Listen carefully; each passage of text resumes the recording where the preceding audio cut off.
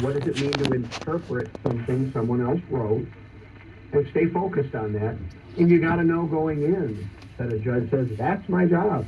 I can't make it up.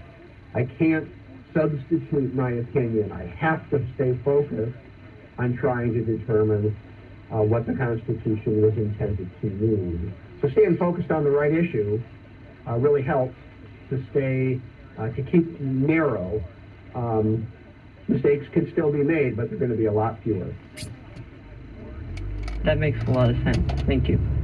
I was asked about, there was a case I heard about called McCullough versus Maryland that was kind of instituted implied powers of Congress. From what I read about it, could you kind of explain what happened in that case, and would the founders agree with the ruling there, or was it like more of a misinterpretation?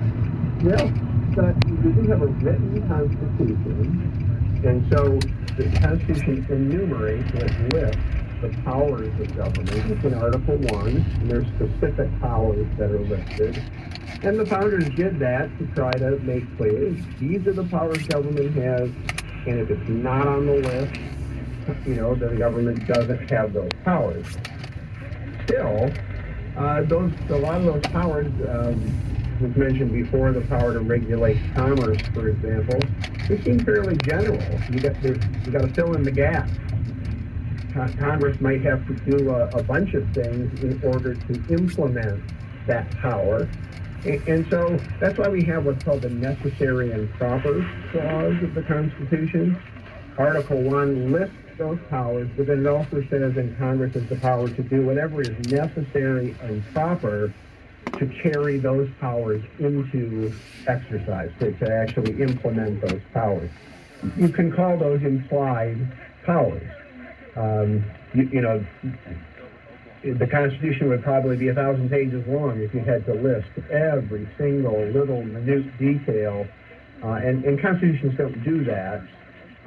So the founders of our country struck a balance between a written Constitution that spells a lot of things out, and then a little kind of some flexibility there with regard to implied powers. I think that's the way the founders designed it to be. Obviously, that second category, the implied powers, that can't be just anything, or it would, sort of neutralize the whole purpose of listing what the powers of government are in the first place. But I think that's the way they designed it. They want government to work. It's just that they wanted the description of what government powers are to be more clear and defined so that they wouldn't get out of control. I hope that addresses the question.